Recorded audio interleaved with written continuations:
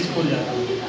हम आपने library join की, बड़ी बड़ी कोचिंग ज्वाइन की, कोई पूछता है भैया कहाँ जा रहे हो, भैया लाइब्रेरी जा रहे हो, वहाँ कोचिंग जा रहे हैं, ठीक है, या कंप्यूटर सीखने जा रहे हैं, है ना। लेकिन अगर कुछ ना कर रहे हो तब क्या होता है, कोई पूछता है भैया क्या करते हैं, यार अभी कुछ नहीं करता, शायद नहीं दोनों विचार में जा रहा है, ठीक है, दिल्ली जाते हैं, मुंबई जाते हैं, है ना, कोलकाता जाने वाले हैं। आप जब नौकरी करने लगते हैं, या तो नौकरी जब अच्छी होती है तब आदमी बताता है कि मैं ये करता हूँ, है ना। यानी आदमी की टोन में परिवर्तन कब होता है, जब उसमें कुछ खास होता है, और जहाँ पे खास नहीं होता है वहाँ पर टोन क्या होती है, वो डील होती है, कोई पूछता भी है तो उसको नहीं बताते हैं, यानी परफेक्टली जवाब नहीं देते हैं। क्यों नहीं देते हैं, क्योंकि आप उस समय खुद परफेक्ट नहीं हो, और जब हम खुद परफेक्ट नहीं होंगे तो हमारे शब्द परफेक्ट नहीं होंगे, है ना। इसको क्रॉप करो ना। तो इसलिए कंप्यूटर की जानकारी जरूरी है, ठीक है। कंप्यूटर आपने चलाना सीखना है तो आप कहीं पर भी जाइए, दुनिया के किसी भी कोने में जाइए, ठीक है, आप चाहे घर में रहो या घर के बाहर, हर जगह आपके लिए काम अवेलेबल है, ठीक है। जैसे एक कहावत आपने सुना होगा कि पढ़ाई जो होती है वो नाजायज नहीं होती, ठीक है, यानी वो खाली नहीं जाएगा, आपने जितना कुछ भी पढ़ा है वो कहीं ना कहीं काम जरूर, ठीक है। आप चाहे थोड़े पढ़े हो या ढेर पढ़े हो, ठीक है, आप जितना पढ़े होंगे उतनी का मतलब बहुत सारी जगह करेंगे, और उसी की सहायता से आप आगे भी पढ़ो। इसीलिए कहा जाता है कि पढ़ाई जरूरी है, ठीक है। और पढ़ने का उद्देश्य क्या है, जैसे मैंने आपको बताया कि सब्जेक्ट को कई भागों में डिवाइड किया गया है, हम लोग अलग अलग सब्जेक्ट को पढ़ते हैं, समझते हैं, तो उन सब्जेक्टों को विभाजित करने का मात्र एक उद्देश्य है कि हमारे दिमाग में नसें कितनी होती हैं, की बात की जाए, है ना, कितनी होती है, अनेकों होती है ना। उसी प्रकार से सब्जेक्ट भी अनेक, तो जिस प्रकार से मांसपेशी अलग कई हैं, उसी प्रकार से सब्जेक्ट में कई। हम पढ़ने जाते हैं, अलग अलग सब्जेक्टों को पढ़ते हैं, अलग अलग प्रकार की, जैसे आप इंग्लिश और हिंदी के लिए, हिंदी में आप कविता पढ़ते हैं, अंग्रेजी में आप पोएम पढ़ते हैं, है ना।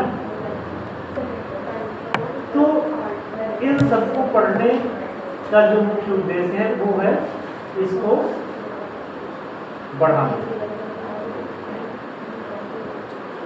आप भी कहता है, आप कोई कुछ कहे उसे ना सुन, तो मैंने यह चाहते हैं कि यार इनकी समझदारी करो, ठीक है। अगर आ गया तो समझदार हो, है ना। समझदार का मतलब क्या है, जानकार हो, और जानो क्या तब जानो। जैसे इंसान का जो जीवन है वो दिन प्रतिदिन आप कितना भी पढ़ लो पढ़ा लो, ठीक है, बच्चा जन्म लेता है और मरने तक वो सीखता ही रहता है, पर डे कुछ ना कुछ नई चीजें आती है ना।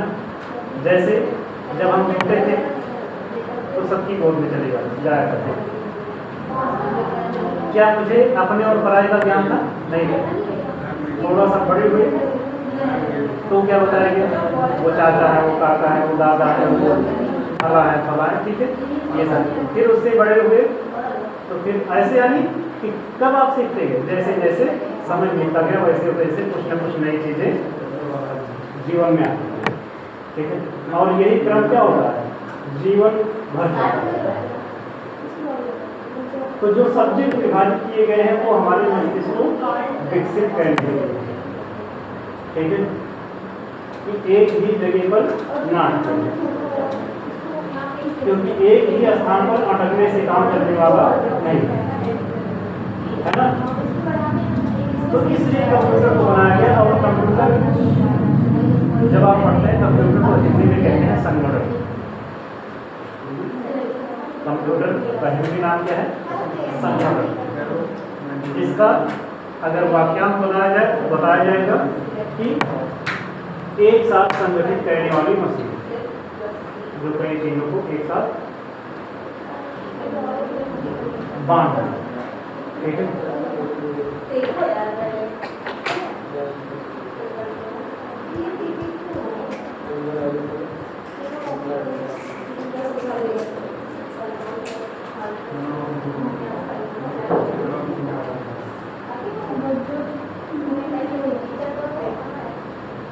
है ना? कंप्यूटर का हिंदी नाम क्या है?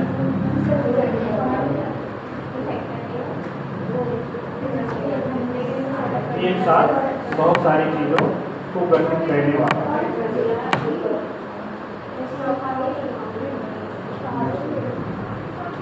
जिसे कहते हैं संगणक। आप इधर आ जाओ, आप जब काफी काम नहीं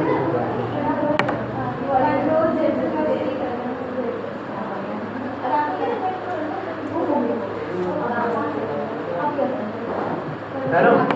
क्या होता है मेरा संगणक? एक साथ बहुत सारी चीजों को गठित करने वाला ये, और ये मुख्य रूप से कहाँ यूज होता है? ऐसा भी कहा जाता है कि शिक्षा के क्षेत्र में मुख्य रूप से उपयोग की जाने वाली मशीन, ठीक है। यानी कि यूज तो बहुत सारी जगह होता है, लेकिन अगर डिफिनेशन देते हैं तो क्या डिफिनेशन देते हैं कि शिक्षा के, है ना। शिक्षा का मतलब क्या है? ज्ञान, ठीक है। जो आप अभी तक पढ़े थे, जो अभी बताया जा रहा था डिवाइडेशन, यहाँ पर एक क्या बन गया? ये भी एक सब्जेक्ट बन गया, ठीक है। और ये ऐसा सब्जेक्ट बन गया कि जो सबको मिलाकर काम करता है, वो चाहे हिंदी हो, इंग्लिश हो, मैथ हो, संस्कृत हो, ठीक है, या दुनिया की कोई भी भाषा, ठीक है। इसीलिए कहा गया ये जो है 100 वर्ष में है, और इस पर छोटे से छोटा और बड़े से बड़े काम को आप आसानी से कर सकते हैं, ठीक है। मोबाइल हम सब लोग चला लेते हैं, लेकिन मोबाइल चला लेना ही बहुत बड़ी बात नहीं, ठीक है। क्यों नहीं? क्योंकि जो काम इस पर होगा वो काम मोबाइल पर नहीं होगा, ठीक है। जबकि कंप्यूटर की श्रेणी का ही उपकरण मोबाइल फोन भी है ना। मोबाइल भी क्या है? एक कंप्यूटर। सबसे पहले कंप्यूटर की दुनिया में किस डिवाइस को बनाया गया था? कोई जानकारी नहीं?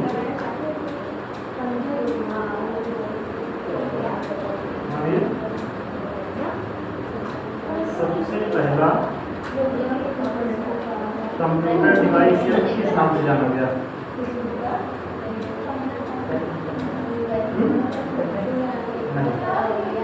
इंटरनेट तो 1900 ईस्वी में आया, ठीक है। और इंटरनेट का जो काम था वो एक कंप्यूटर को दूसरे कंप्यूटर से जोड़ना, ठीक है। क्यों था? क्योंकि जब हम यहाँ पे एक सिस्टम पे काम कर रहे हैं, अब मुझे डाटा को अमेरिका भेजना है, ठीक है, तो उसके लिए क्या जरूरी था? इंटरनेट, ठीक है। क्या जरूरी था?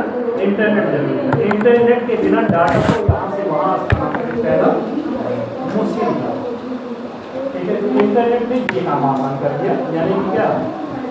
आवागमन, तुरंत काम कीजिए और तुरंत भेज, ठीक है। जैसे वीडियो कॉलिंग, क्या हमारे पूर्वजों ने कभी सोचा था कि हमारी जो आने वाली जनरेशन है वो आमने सामने बात कर सकती है? नहीं समझ, उन्होंने सोचा था, ठीक है। प्रयास में वही थे, प्रयास किसने किया? उन्होंने ही किया। रिसर्च, शिक्षा में एक शब्द सुनते आप, पढ़ाई में रिसर्च। एक स्टूडेंट का जीवन किसमें बीत जाता है? रिसर्च करने, ठीक है। इंसान हमेशा रिसर्च में लगा रहता है ना। तो ऐसे रिसर्च करते करते क्या आ गया? मोबाइल फोन आ गया, कंप्यूटर आया, कंप्यूटर के बाद मोबाइल फोन आ गया, मोबाइल फोन के बाद एंड्रॉयड फोन आ गया, और एंड्रॉयड फोन के बाद प्रेजेंट टाइम में कौन आ गया? AI आ गया, ठीक है। वर्तमान में कौन आ गया? AI आ गया।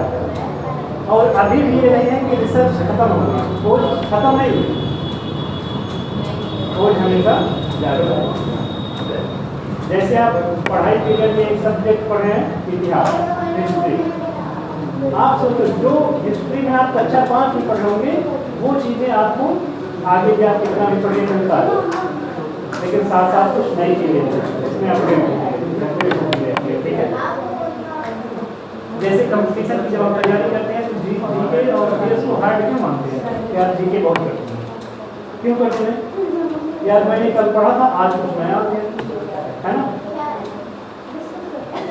और इसके लिए वर्तमान में एक और सिलेबस में क्या तैयार करते हैं? योग्य करंट अफेयर, ठीक है। मॉडल पेपर कौन बना रहा है प्रेजेंट टाइम?